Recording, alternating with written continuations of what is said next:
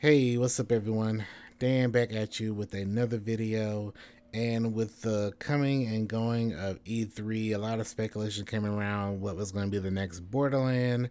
And with E3 coming, a lot of stuff came that we got to see that was very exciting. One thing that we didn't get to see that a lot of people speculated on was a new Borderlands 3. Even Randy came out and basically was like, "Hey, we're not putting Borderlands 3 at E3, so stop asking about it for one." With that being said, I wanted to kind of take a look back at their most recent Borderlands game. Me and a few friends, a couple of streamers, we've been kind of talking about Borderlands pre-sequel. And I started thinking about it. I haven't touched this game in a long time, at least maybe about a year or so. Like really touched it. And I've been thinking about the game, and with E3 not showing any Borderlands, it kind of made me think about what we last saw and what the last status of Borderlands and the Borderlands community knows, and what we could see in the future. It's kind of a rant, not really a rant, just kind of off the top of the head, kind of just discussion, open discussion. This wants to be an open discussion, and I wanted to take a look at Borderlands, the pre-sequel, in a different light. I know a lot of people in my community and a lot of the Borderlands community as a whole, no matter who, when it comes to content creators, streamers, and YouTubers that you kind of watch and follow and keep up with, no matter, for the most part, who you speak with, is kind of the same overall arcing thought process when it comes to Borderlands the pre-sequel.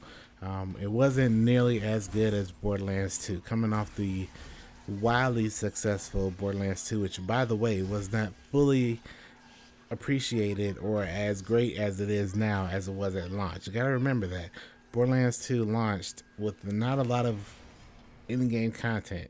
However, it got a lot of content over the coming weeks and months and updates, and became really, really, really good as an overall entity, an overall IP, an overall entry into the Borderlands directory of content. As a sequel, it was amazing. As a game itself, it was really good. And a lot of people have spent 1, 2, 3, 400, 500, thousands of hours in the game, whether making content on it, streaming it, playing it with friends on console or PC, wherever you can think of.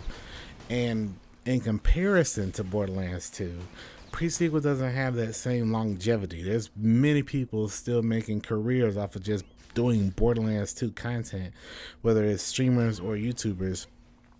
Whereas Borderlands the pre-sequel does not have that same overall focus. There's not really a lot of people who are focusing strictly on the Borderlands 2, or shall I say pre-sequel, as they are on Borderlands 2. There's a few reasons. There's a few reasons I can think about. There's a few reasons that aren't at fault to Gearbox themselves.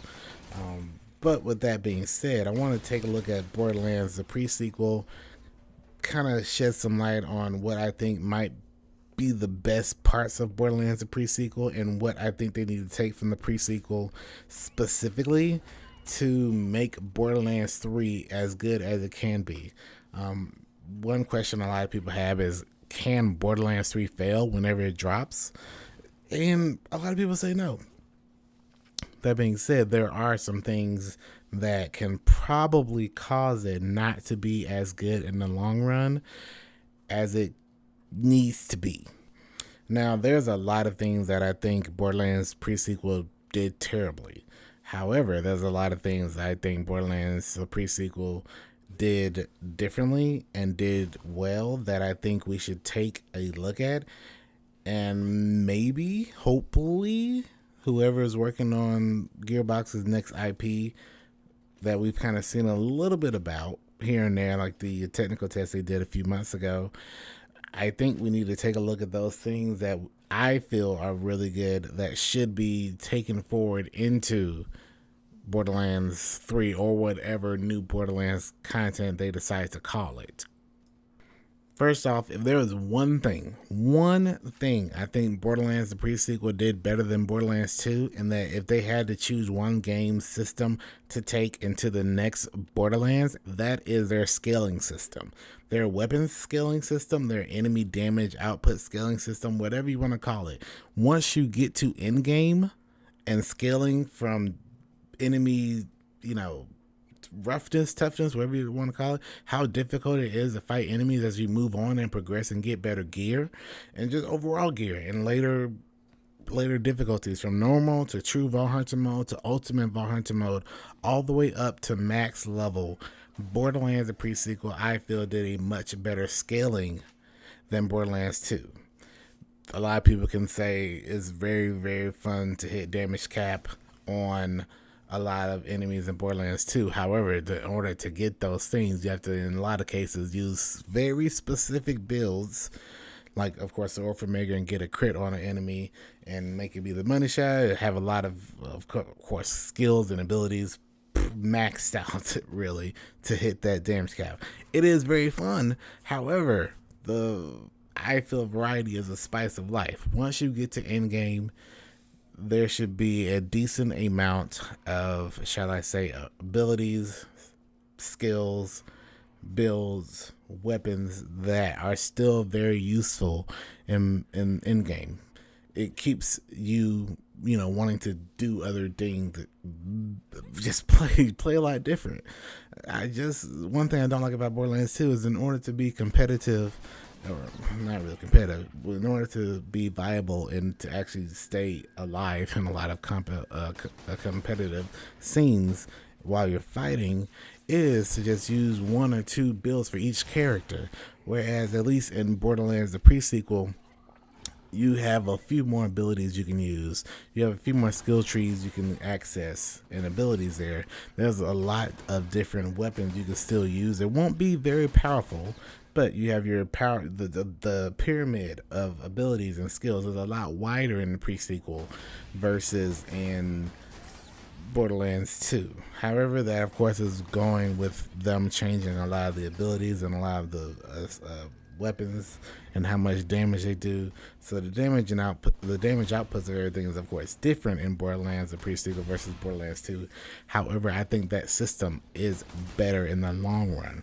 It allows for, in my opinion, I'm always saying my opinion. It's always my opinion, because there's of course other people that's going to come out and say I'm totally wrong with this, which is fine. It's my opinion. However, I do feel that pre-sequel's weapon balancing system and skill system at in-game allows for more variety in your skills and your weapons and everything.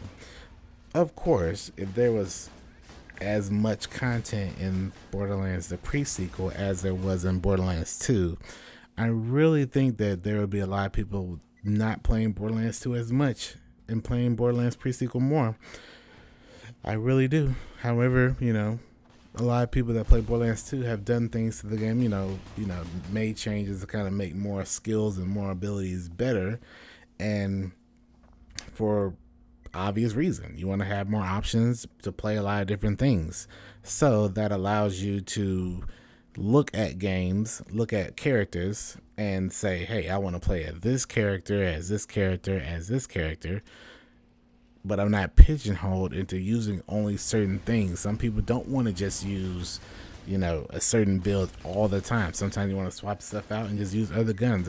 Why else would you play a looter shooter if you're not going to use those guns? I don't like farming for a lot of guns that I'm only going to use one or two of them, full time, to at least stay, survivable and at least do enough damage to kill things at end game. End game is where we all want to get, of course. However, there's a very interesting, line of where you have to draw in order to stop it or to go after it when it comes to damage. So, with looking back, it becomes very apparent that Borderlands the pre-sequel is a game that has a lot of faults, but has a lot of things in it as well that shows that we could possibly, take what they did in the pre-sequel and use it to make whatever new Borderlands game we have as good as possible. I believe Borderlands the pre-sequel has some of the best gunplay in it, on top of by far the best DLC that any Borderlands game has had, edging out Tiny Tina's Assault on Dragon's Keep, which is probably second best out of all the DLC. So it lets us know that we have some really good content that they can make and they have made on every game. And there's just one game that isn't gonna ruin Borderlands at all.